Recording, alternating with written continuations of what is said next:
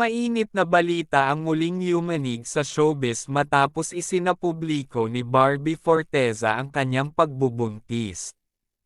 Ang aktres mismo ang nagkumpirma ng balita sa isang eksklusibong panayam, kung saan ibinunyag niya ang maselang detalye tungkol sa kanyang kasalukuyang sitwasyon. Sa gitna ng kontrobersya na kinasangkutan niya kamakailan, lalo pang yumigting ang interes ng publiko nang isiwalat niyang ang ama ng kanyang dinadala ay si Jack Roberto, ang kanyang dating kasintahan. Ayon kay Barbie, matagal na niyang gustong ibahagi ang balitang ito, ngunit inilihim muna niya ito upang magkaroon ng panahon para maproseso ang lahat ng nangyayari sa kanyang buhay. Napakahirap itago ang ganitong klaseng balita, lalo na sa dami ng tao sa paligid ko. Pero gusto ko ring maging sigurado sa lahat bago ko ito sabihin sa publiko, ani ng aktres. Sa naturang panayam, ibinahagi rin ni Barbie ang ilang detalye tungkol sa kanyang pagbubuntis. Sinabi niyang nasa ika-5 buwan na siya ng kanyang pagbubuntis at sa kabila ng lahat ng pinagdaanan niya, excited siyang maging isang ina. Hindi ko maipaliwanag ang saya at kaba na nararamdaman ko ngayon. Alam kong malaking pagbabago ito sa buhay ko, pero handa akong yakapin ang responsibilidad bilang isang ina, dagdag pa niya. Sa gitna ng emosyonal na revelasyon, sinabi rin ni Barbie na nais niyang magkaroon ng tahimik at maayos na buhay para sa kanyang magiging anak. Gusto kong lumaki siya sa isang environment na puno ng pagmamahal at suporta, kahit anuman ang nangyari sa nakaraan, pahayag niya. Kasabay ng revelasyon ni Barbie, agad ding naglabas ng pahayag si Jack Roberto tungkol sa balita. Sa isang maikling panayam, sinabi ni Jack na nagulat siya sa revelasyon ngunit handa siyang gampanan ang kanyang tungkulin bilang ama.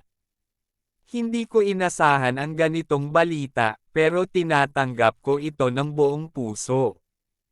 Ang mahalaga ngayon ay ang kalusugan ni Barbie at ng baby namin, ani ng aktor. Dagdag pa niya, plano niyang makipag-ayos kay Barbie upang magkasundo sila sa tamang paraan ng pagpapalaki sa kanilang anak. Gusto kong maging bahagi ng buhay ng anak ko. Kahit anong mangyari, gagawin ko ang lahat para sa kanya, sabi ni Jack. Hindi rin nakaligtas sa mata ng publiko ang revelasyon ni Barbie. Sa social media, samot-saring reaksyon ang lumabas.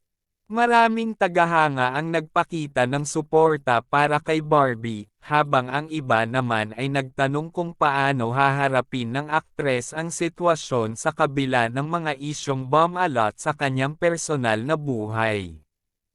Ilang mga kaibigan nila sa industriya ang nagpahayag ng suporta para sa dalawa.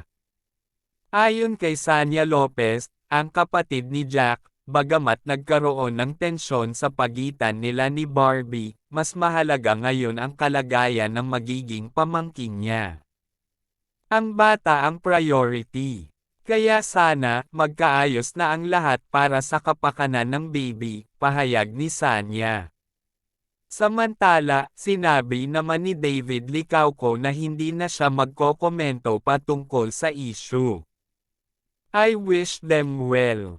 It's their life, and I respect their decisions, maikling tugon ng aktor nang tanungin tungkol sa revelasyon. Ayon kay Barbie, kahit may mga pagbabago sa kanyang personal na buhay, hindi niya iiwan ang kanyang karera sa showbiz. Sa katunayan, plano niyang balansehin ang kanyang pagiging ina at pagiging artista. Hindi madali, pero alam kong kakayanin ko ito. May mga plano na rin akong ginagawa para masiguradong maayos ang magiging future ng anak ko, ani ng aktres. Sa ngayon, patuloy ang suporta mula sa kanyang pamilya, lalo na mula sa kanyang mga magulang. Sinabi rin niyang malaki ang pasasalamat niya sa mga taong nanatili sa tabi niya kahit sa gitna ng kontrobersya. Hindi ko ito kayang harapin ng mag-isa. Kaya nagpapasalamat ako sa lahat ng sumusuporta at nagmamahal sa akin, wika niya.